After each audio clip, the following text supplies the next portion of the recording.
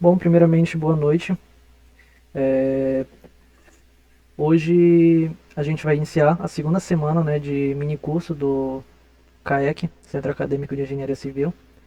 E eu queria desejar, primeiramente, umas boas-vindas, né, para quem permaneceu no curso. Não sei se tem alguém também que está iniciando agora nessa semana, especificamente para o mini curso de elétrica, mas vou iniciar agora uma apresentação rápida aqui sobre mim, só para vocês terem um pouco de familiaridade.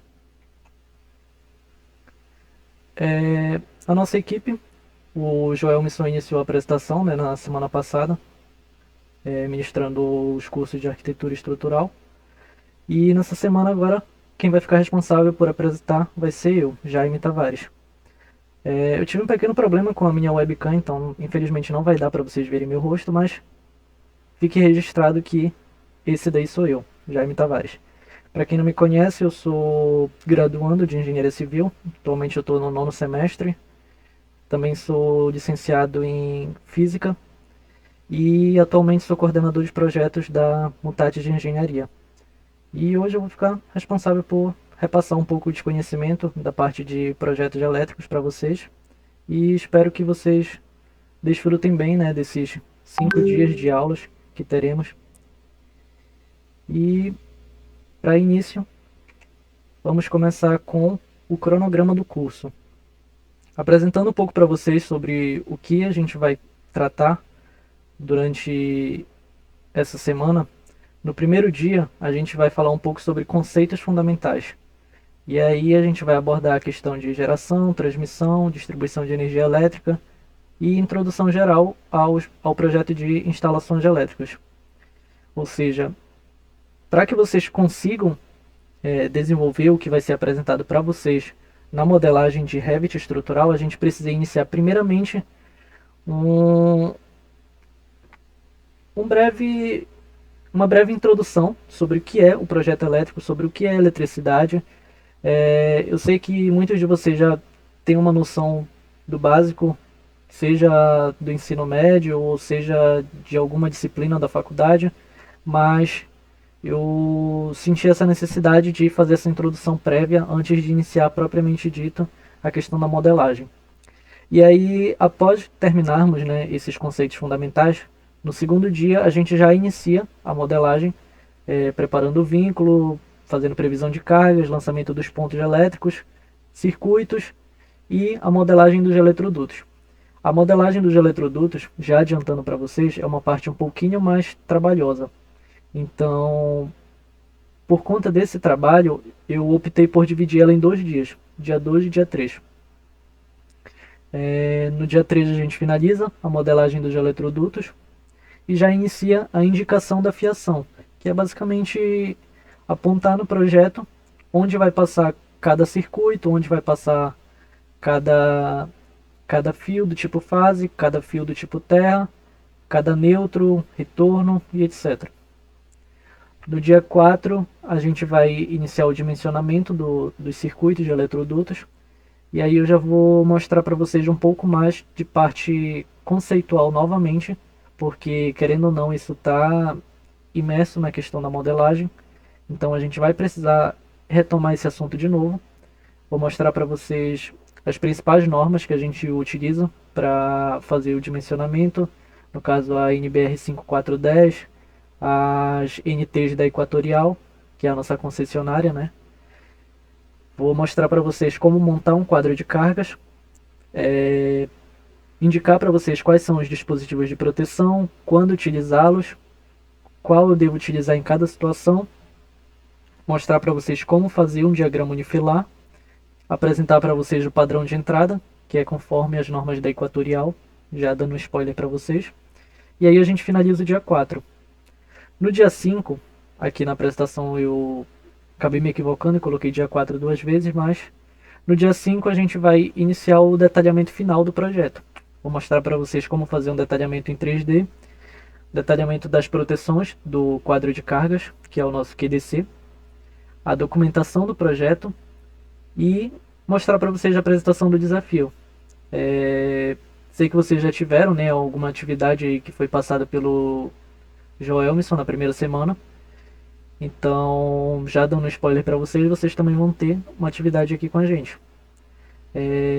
Ao longo da semana, eu preciso que vocês façam, né, esse esforço de estar modelando junto comigo. Eu vou disponibilizar para vocês o material conforme vai passando os dias da semana. E eu preciso que vocês façam esse acompanhamento junto comigo para poder a gente estar sempre na mesma página ao longo do curso. Tudo certo até aí? Alguma dúvida? Beleza. Então, já adiantando um pouco para vocês, a aula de hoje, como ela é uma aula mais conceitual, ela tende a ser mais breve do que as outras. Mas hoje não deixa de ser uma aula importante. Então eu peço total atenção de vocês, porque os conceitos que a gente vai apresentar aqui, que eu vou apresentar aqui para vocês, eles vão ser cruciais na questão da modelagem de vocês, beleza? Então, bora iniciar aqui a nossa aula.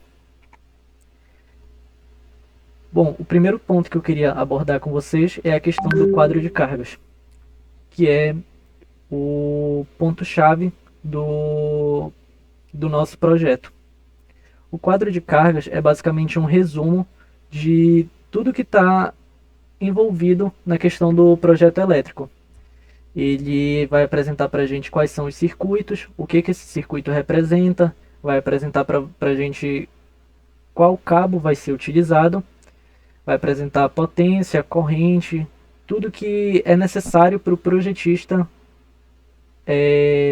fazer o acompanhamento em obra e para o eletricista conseguir visualizar no projeto, visualizar do projeto informações que não estão em planta.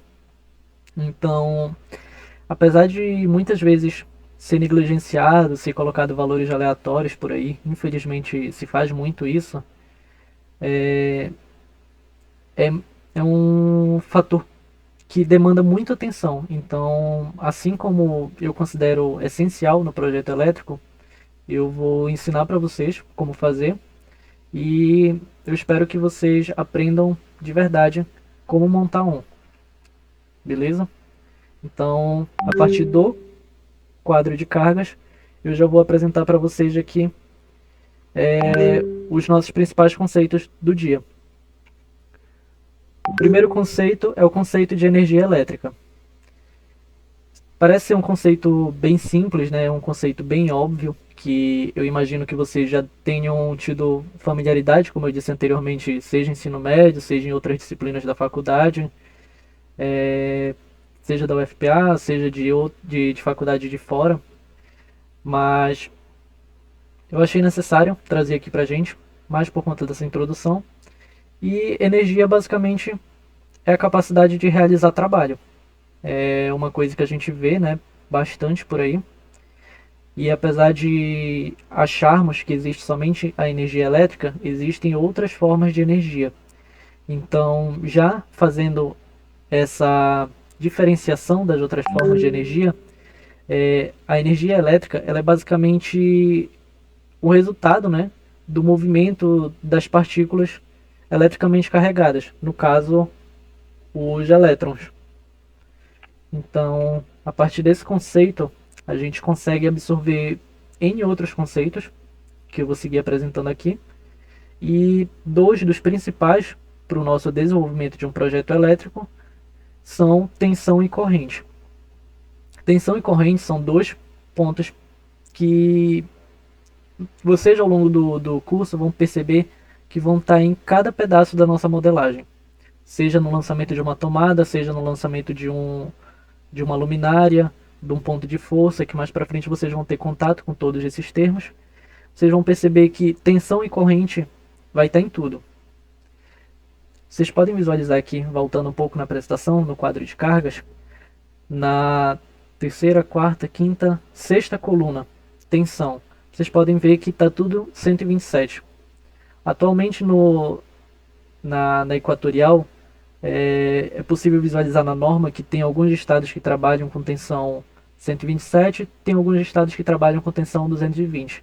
Eu acredito que, pelo menos nesse ponto, todo mundo já tenha familiaridade, né, com a tensão que trabalhamos aqui no Pará, que é a tensão de 127.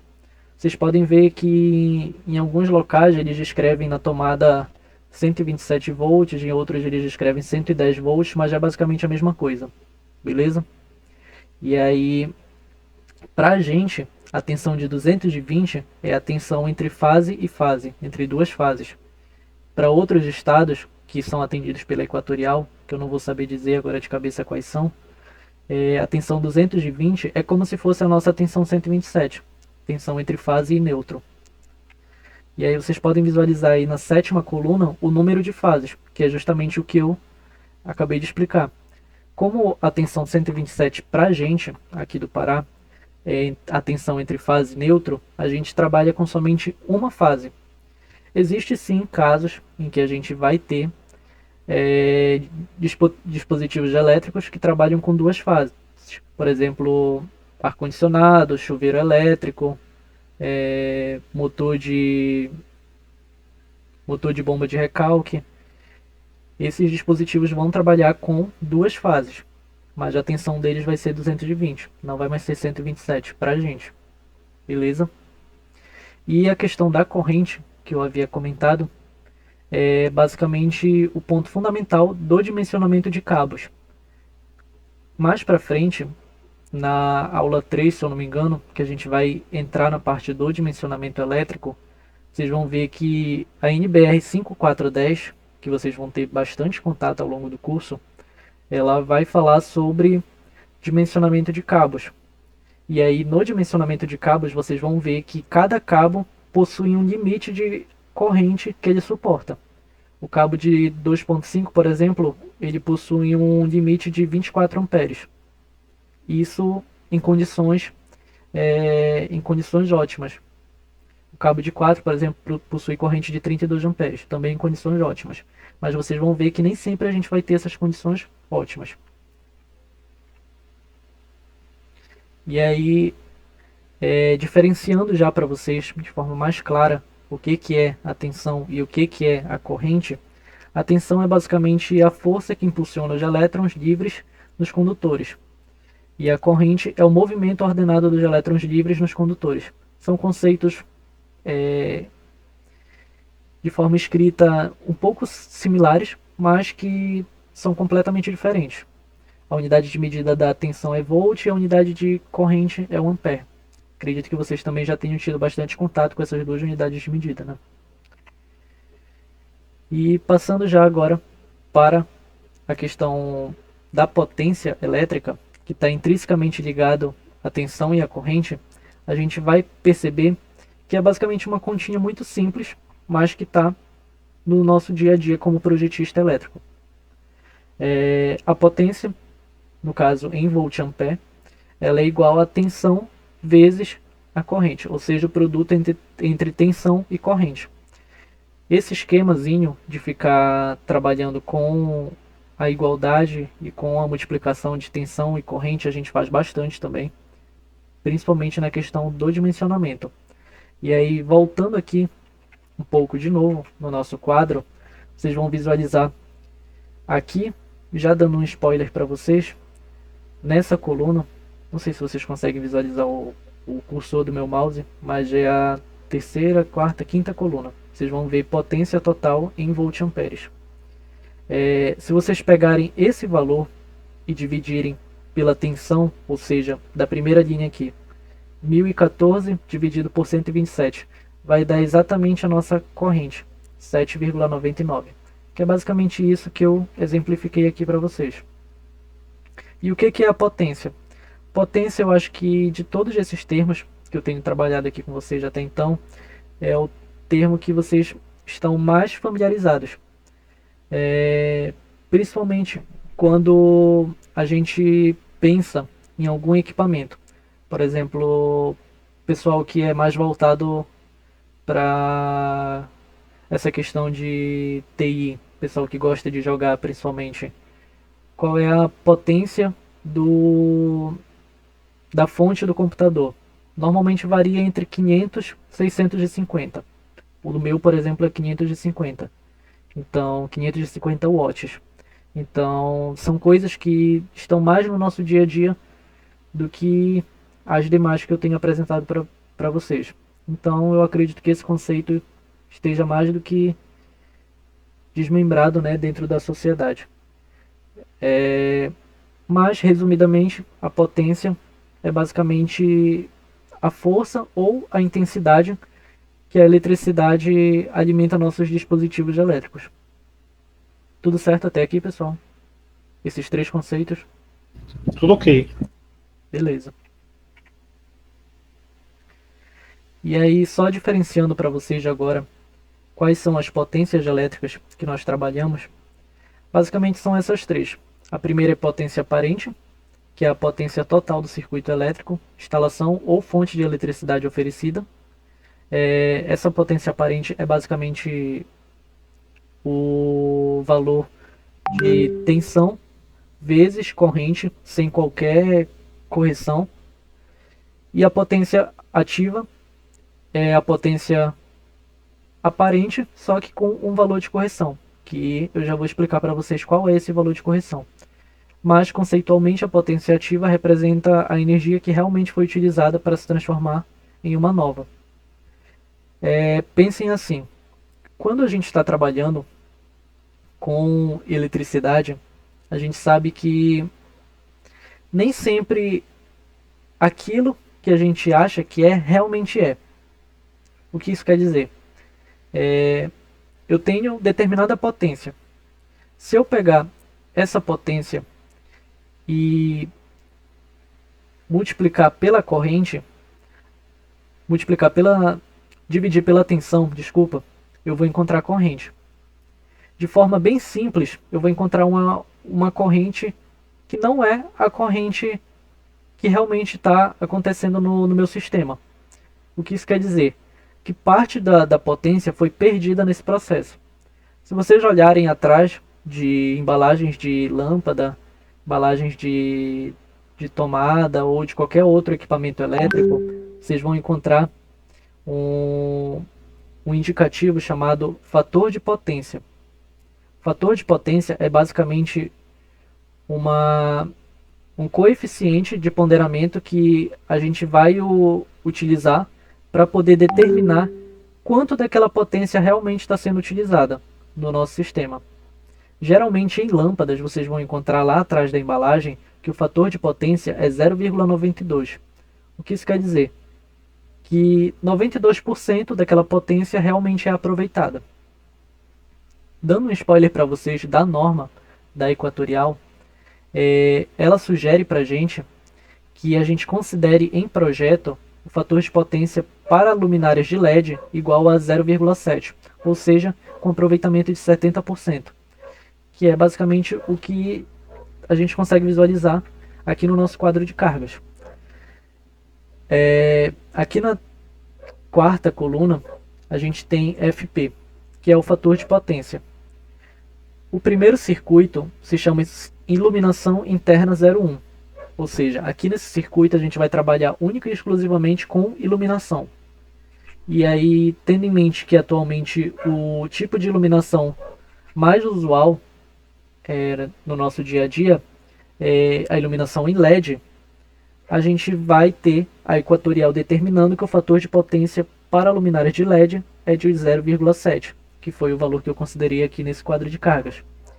Então, se vocês pegarem a potência total em volt-amperes, que é a nossa potência aparente, e multiplicar pelo fator de potência, que é igual a 0,7, vocês vão encontrar a potência total, que é a nossa potência ativa, que é basicamente o que eu acabei de explicar aqui para vocês. Além desses dois tipos de potência, potência aparente e potência ativa, nós temos a potência reativa, que é basicamente o contrário da potência ativa. Ela não transforma a energia obtida em nada. Ela, muito pelo contrário, ela desenvolve, né? Ela é responsável por desenvolver o campo magnético para apenas basear equipamentos que funcionam por indução. Essa potência vocês não vão encontrar muito usualmente em equipamentos, especificações técnicas, nem nada, mas eu achei interessante trazer aqui para vocês, caso vocês encontrem alguma outra fonte, né, de alguma outra fonte didática e sintam essa curiosidade sobre a diferenciação dela para as outras duas potências. Beleza? E aí, dando continuidade agora, a gente entra na questão do fator de potência, que é basicamente o que eu comentei com vocês, que é o coeficiente de ponderamento, que vai explicar para a gente quanto daquela potência está sendo realmente aproveitada. E aí, trabalhando um pouco na parte conceitual, temos aqui a definição de fator de potência. Sendo a potência ativa uma parcela da potência aparente, pode-se dizer que ela representa uma porcentagem da potência aparente que é transformada em potência mecânica, térmica ou luminosa. A esta porcentagem dá-se o nome de fator de potência. E aí aqui a gente tem, dizendo que mede a eficiência energética do aparelho, que varia de 0 a 1. Alguém levantou a mão aqui? Boa noite, professor. Me chamo Sidney. Só uma dúvida aqui. Esse fator de potência 0,8 significa que vai estar sendo usado 80% dessa tensão nominal aí? É isso? Isso, fator de Ou potência. seja, Fator de potência. Pode falar. isso, que aqui eu estou vendo aqui uma divisória, ou seja, a potência que é apresentada é 7.300, só que se usar 80% dela, dá esse resultado, 5.800 de potência, é isso? Isso. Pegando o valor, Beleza. da potência aparente, que seria, nesse exemplo aqui, potência de tomada de uso geral. Esse valor aqui já, adiantando para vocês, ele está extremamente elevado, considerando tomadas de uso geral, mas por fins de explicação eu trouxe aqui para vocês. 7.300 voltamperes de potência aparente, porém desse valor nós temos um fator de potência 0,8, ou seja, esse valor é o nosso coeficiente de ponderamento que vai explicar quanto dessa potência está realmente sendo trabalhada, que no caso é 80%. E aí desse 80% a gente tira que 5.840 watts estão sendo aproveitados, que no caso é a nossa potência ativa. Beleza? Beleza, professor, valeu. Aí tá. Nós temos aqui a nossa fórmula, que é basicamente... Aqui a nossa fórmula, já adiantando para vocês, ela tá ao contrário. Aqui seria a potência aparente em voltamperes e aqui seria a potência ativa em watts. Eu vou fazer essa correção aqui para vocês antes de mandar esse material para vocês, beleza? Mas é basicamente isso. O fator de potência, ele vai justificar quanto do nosso valor real a gente está aproveitando. Esse fator de potência, ele não vai ser encontrado na NBR 5410. Ele é um fator que ele é fornecido tanto pelos equipamentos que a gente fornece, para o nosso cliente, ou que o cliente fornece para a gente, dizendo que ele vai utilizar aquele equipamento, quanto pela NT da Equatorial, a norma técnica da Equatorial. Ela tem uma tabela que faz uma sugestão com vários equipamentos e o fator de potência que a gente deve considerar nele, caso a gente não encontre no mercado o valor do fator de potência do equipamento específico do cliente. Um exemplo disso seria, por exemplo, ar-condicionado. A Equatorial sugere que o fator de potência do ar-condicionado seja 1, ou seja, considerando que a potência total do equipamento vai estar sendo aproveitada.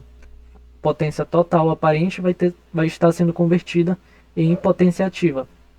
Ela sugere também que tomadas de uso geral tenham um fator de potência 0,85, ou seja, 85% da potência das tomadas seja convertida em potência ativa. Beleza? Tudo certo com o conceito de potência ativa, potência aparente e fator de potência? Tudo ok. Beleza. Tudo ok. Aí voltando agora para a questão do quadro de cargas.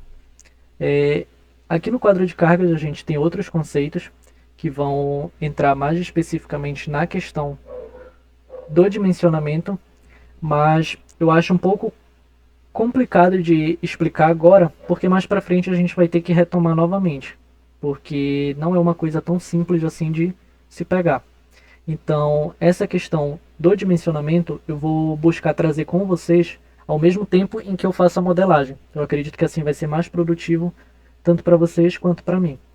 Mas aí já adiantando aqui para vocês alguns outros pontos que não foram apresentados agora, mas que vão ser apresentados durante a modelagem, são basicamente esses daqui.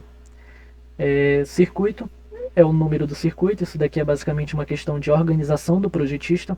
Eu gosto sempre de organizar os meus projetos iniciando pela parte de iluminação.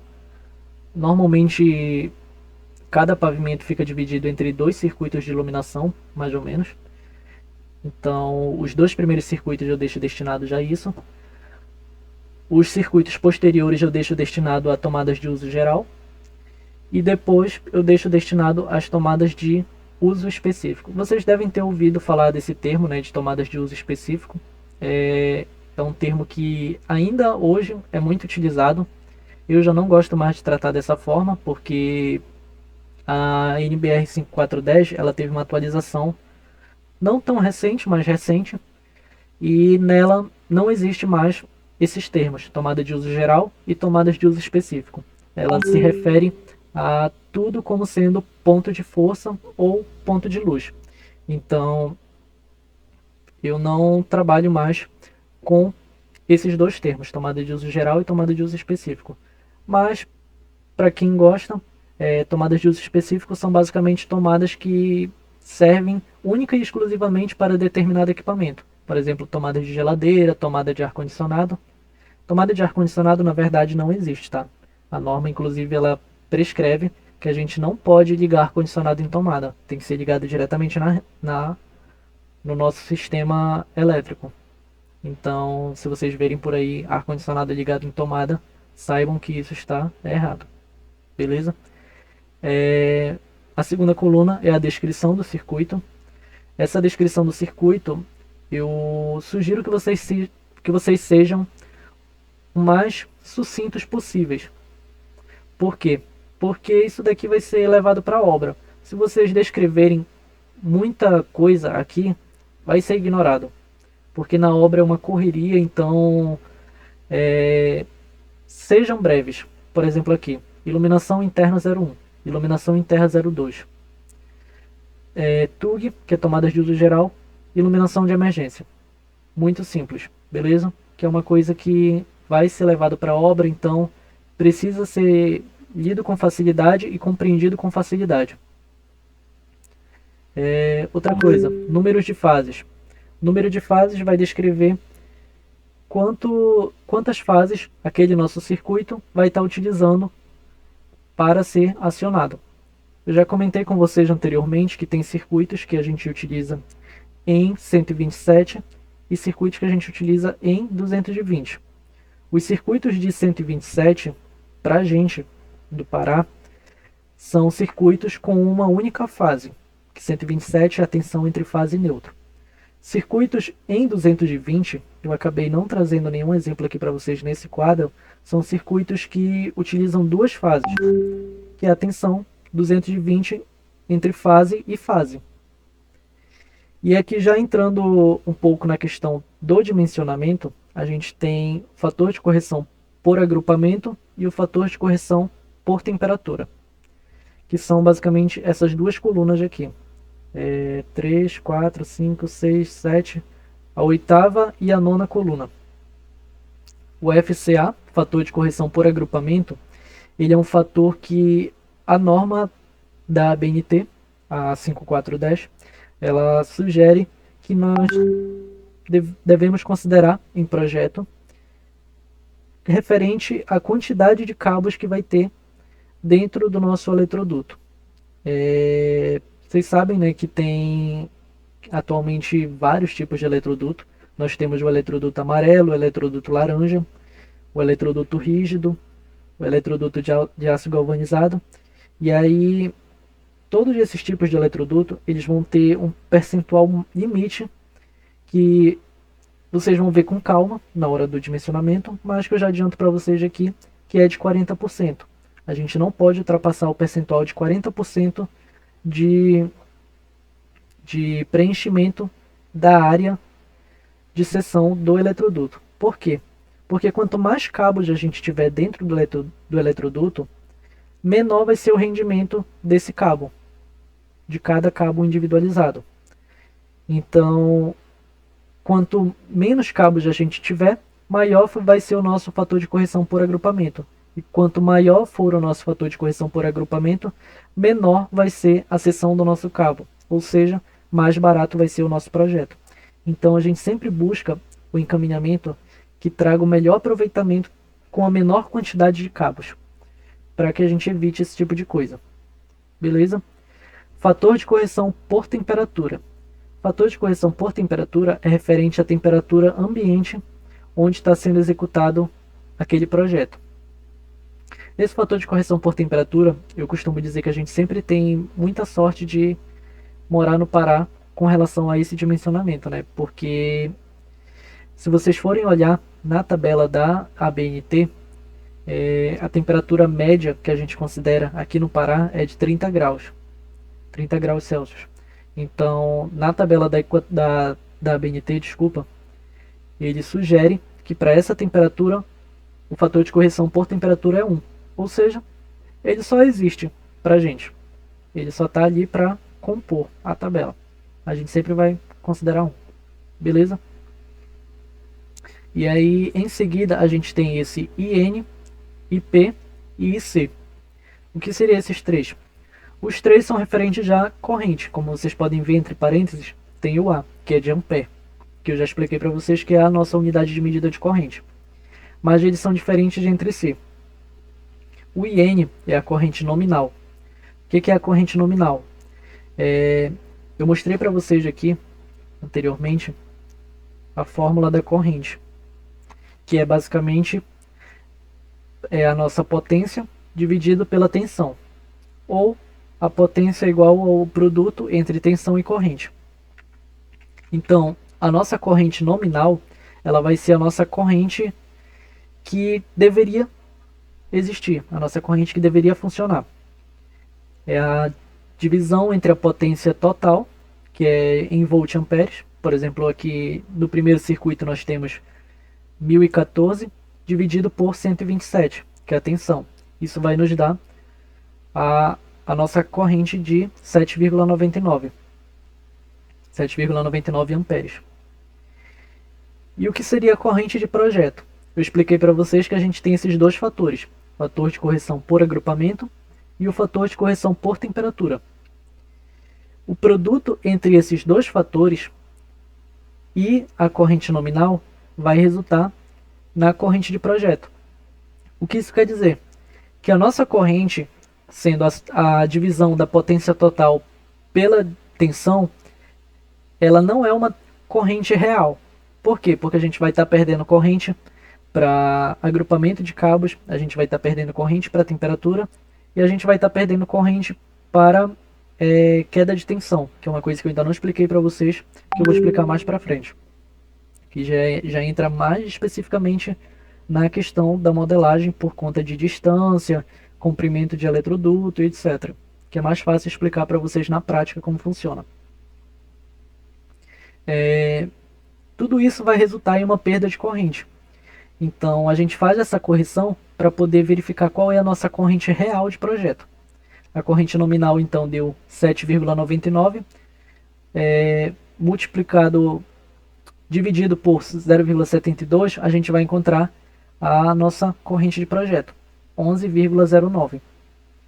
E aí o que a gente faz com essa corrente de projeto? A gente vai comparar com a tabela lá da nossa ABNT, a NBR 5410, e a gente vai visualizar que a corrente para um cabo de 2,5, aqui nessa tabela está 17,5 por ser iluminação. Então anteriormente esse cabo aqui estava 1,5, por isso que está esse 17,5 aqui. Mas a corrente para um cabo de 2,5 é 24 amperes. Então, a partir de um cabo de 1,5 a gente já consegue utilizar para esse circuito. Basicamente a nossa corrente de projeto tem que ser menor do que a corrente do cabo. Beleza? Vocês entenderam a relação entre essas três correntes? Sim. Show.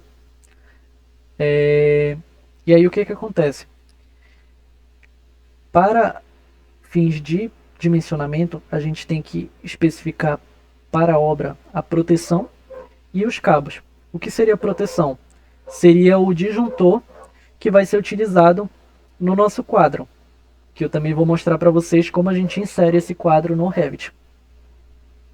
O disjuntor, ele precisa ser maior do que a nossa corrente de projeto e menor do que a corrente do cabo. Por que isso? Basicamente por dois pontos. Primeiro, a função do disjuntor. O disjuntor ele serve para ser acionado toda vez que a gente tem um pico de energia que ultrapassa o limite. Então, por exemplo, eu tenho uma tomada que aguenta 10 amperes.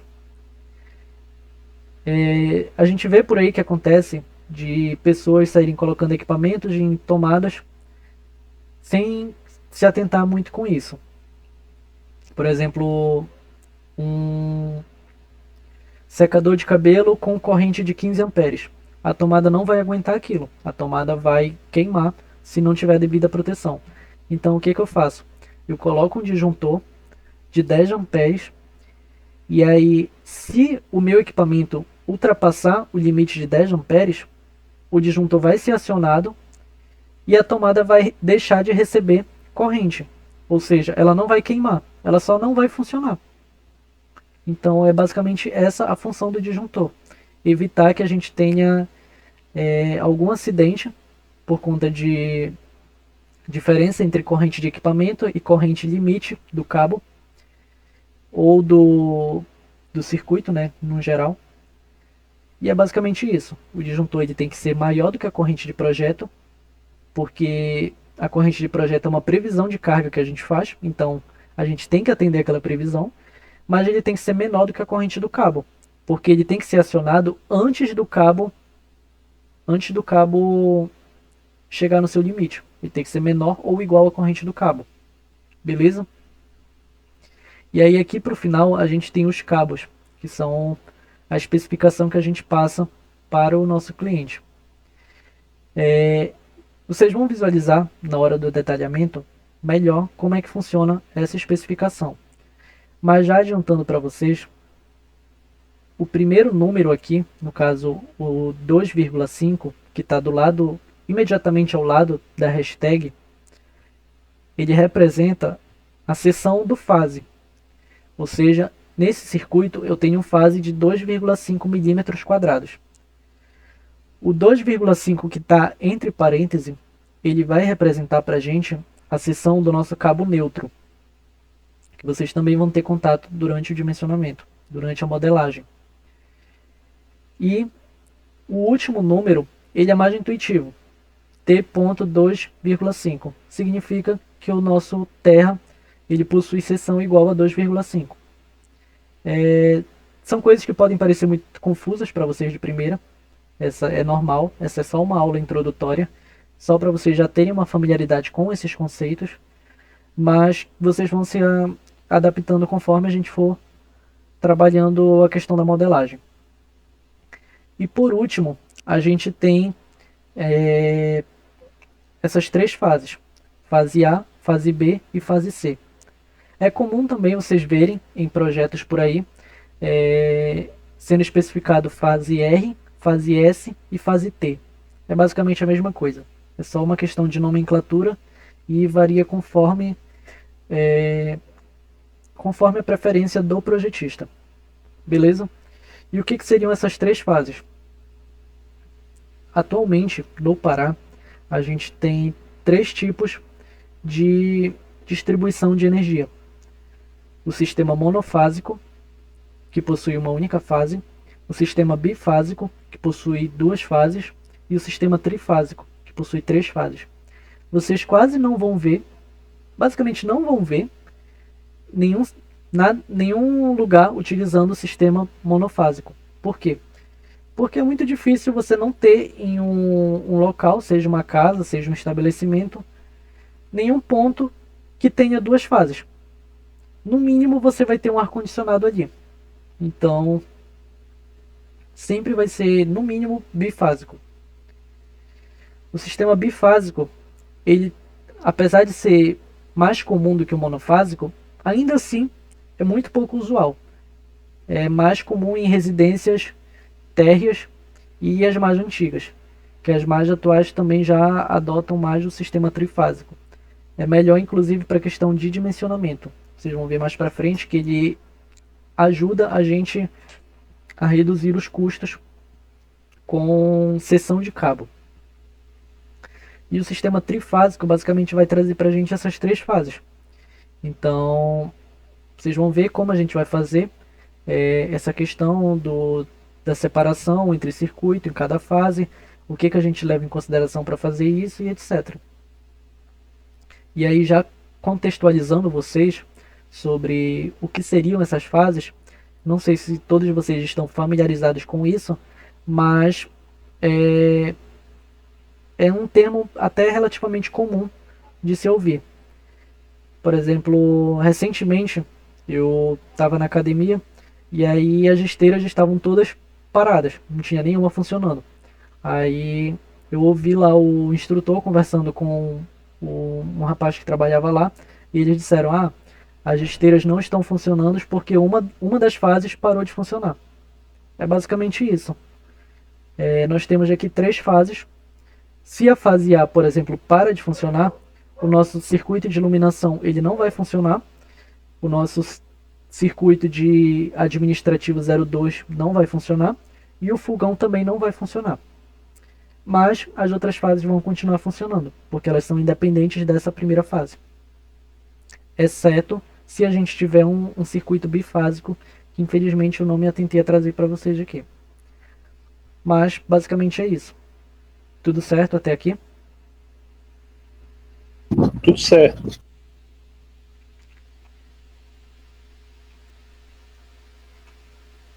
Bom, aí para a aula de hoje era basicamente isso, questão de mais relativa a conceito, uma introdução geral, né, sobre o que a gente vai abordar ao longo do nosso mini curso, né, de Revit. São conceitos básicos, mas que eu considero essenciais, né, para entendimento da modelagem, entendimento até do que vocês estão fazendo. Então, basicamente é isso.